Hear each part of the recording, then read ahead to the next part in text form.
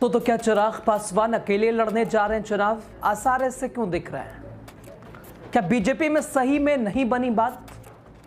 हाँ, ticket screening कैसे हो गई शुरू, सब कुछ समझिए मेरे साथ रह के आगे। आपको नमस्ते, आप देख रहे हैं द राजनीति का विशेष सेगमेंट। मैं हूं आपके साथ यासूर प्रसाद। दोस्तों, बिहार की राजनीति में इस वक्त जो सबसे बड़ा सवाल जो तैर रहा है वो ये है कि क्या चिराग एनडीए में है या एनडीए से बाहर है।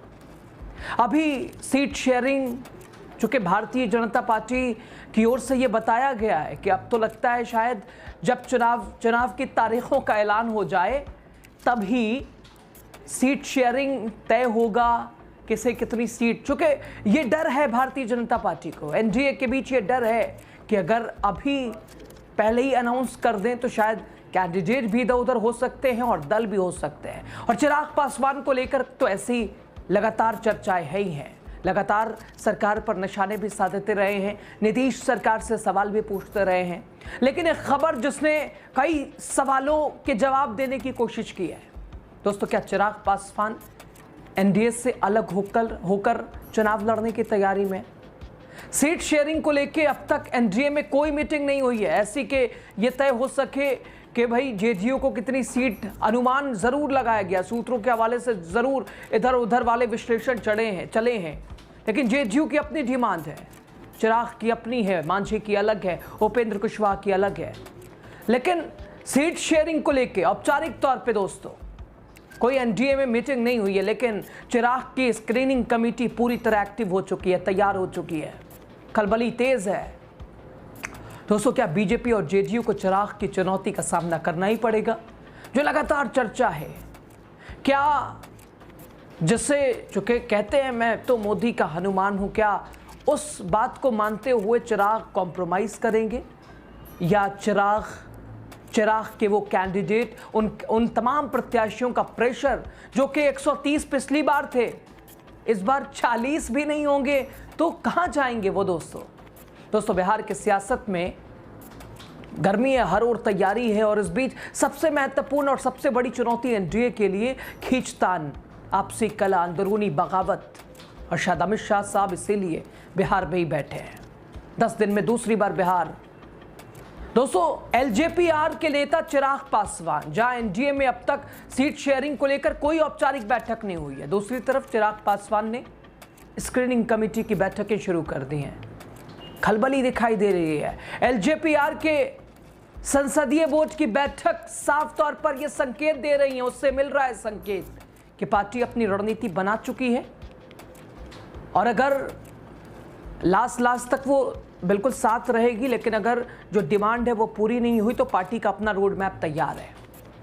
दोस्तों, स्क्रीनिंग कमेटी की अगर बात करें तो पैनल भेजने का निर्देश दे दिया गया स्क्रीनिंग कमेटी को, यानी जिलों से अब सीटवार संभावित जो है वो उम्मीदवार के नाम भेजे जा रहे हैं और होता भी है। चिराग पासवान दोस्तों वैसे पहले तो कह चुके हैं कि एनडीए में सम्मानजनक सीटें जो कि डिमांड अगर नहीं मिली तो 243 सीटों पर, यानी पूरी सीटों पर अकेले चुनाव, यानी पिछला चुनाव उन्होंने याद दिलाया।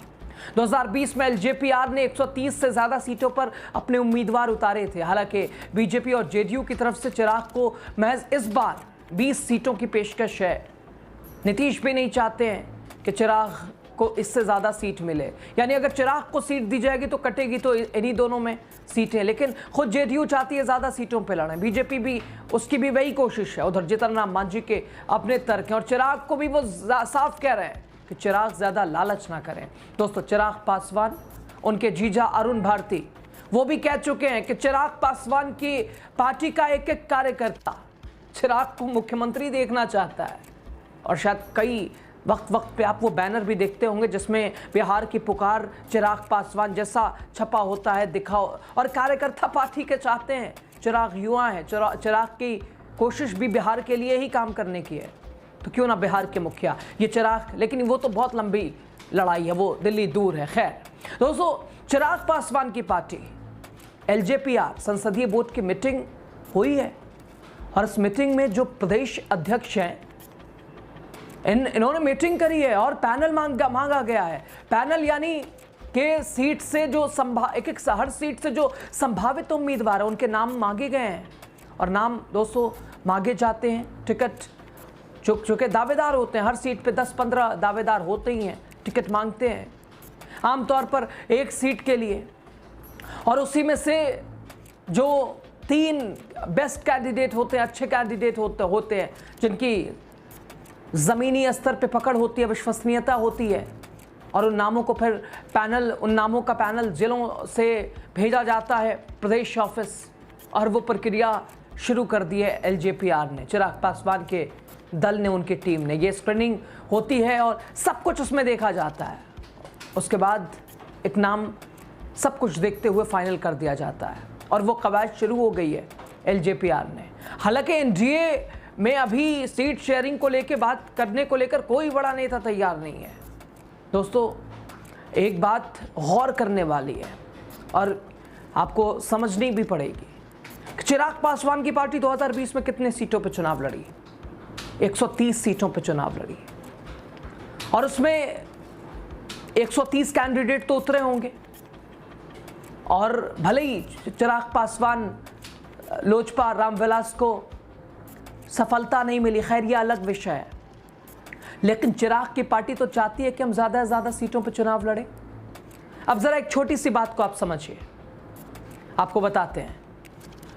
आप मान लीजिए चिराग पासवान की पार्टी पिछली बार 130 सीटों पर चुनाव लड़ी, और 130 कैंडिडेट तो होंगे, ये तो मानना ही पड़ेगा आपको। 130 उम्मीदवार तो चुनाव लड़े ही होंगे, और अगर 130 को आप अगर 130 का आधा कीजिएगा तो वही 65 कैंडिडेट चुनाव लड़ना इस बार, चूँकि 130 पिछली बार थे, चूँकि पिछली बार तो खैर अलग थे, वो पूरे पे भी लड़ सकते थे, लेकिन इस बार चिराग कह रहे हैं 40 सीट, और अगर पिछली बार की तुलना करें तो 130 सीटों पर चुनाव पार्टी ने लड़ा, और अगर उसका आधा करें तो 65 सीट पे चुनाव तो लड़ना चाहिए। लेकिन फिलहाल गठबंधन धर्म को निभाते हुए चिराग ने 40 सीट मांगी, लेकिन फिर भी अगर 40 सीट ही मिल जाती है, मानते हैं, तो अब वो पिछली बार 130 का आधा 60-65, अब इसमें से भी 25-30 कैंडिडेट बच जाएंगे, यानी अगर 40 सीट भी मिलती है चिराग को तो 20-25-30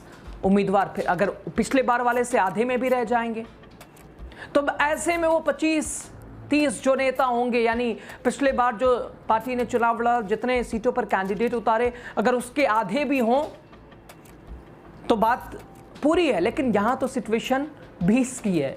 चिराग की डिमांड इसीलिए 40 है कि 20-25 शायद मैनेज भी किया जा सकता है, समझाया बुझाया भी जा सकता है। लेकिन क्या अगर 40 भी टिकट मिलता है तो 25-30 उम्मीदवार पिछली बार की तुलना में आधे उम्मीदवार वो चिराग की बात मानेंगे, पार्टी की बात मानेंगे, पार्टी हाईकमान की बात मानेंगे, जेडीयू बीजेपी का साथ देंगे, जेडीयू बीजेपी को मजबूत करेंगे?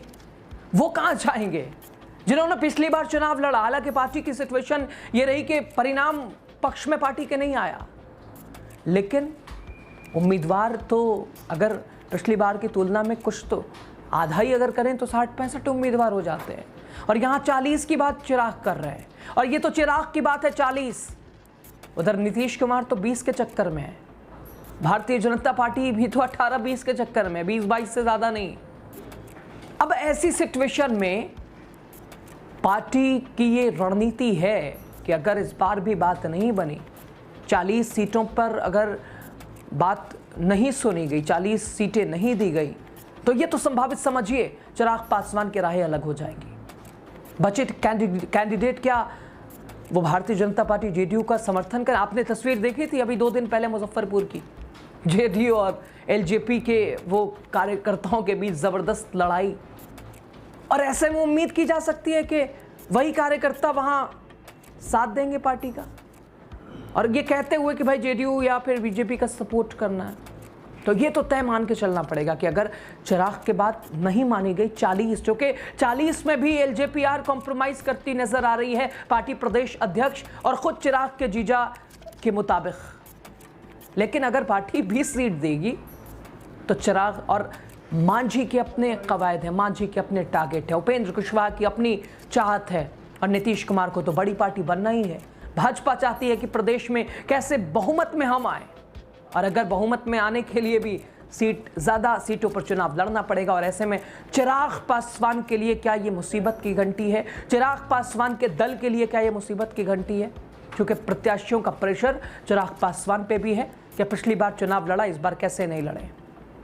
यानी अगर 40 सीट भी मिल जाती है तो 20-25 उम्मीदवारों को मनाना पड़ेगा चिराग को।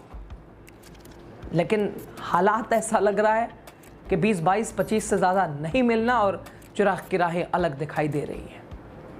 खैर दोस्तों, सवाल ये नहीं कि चिराग साथ होंगे एनडीए के या नहीं, सवाल ये कि क्या चिराग अब एनडीए के लिए सरदर्द बनते जा रहे हैं या फिर बीजेपी की रणनीति में कोई नया मोड़ आएगा?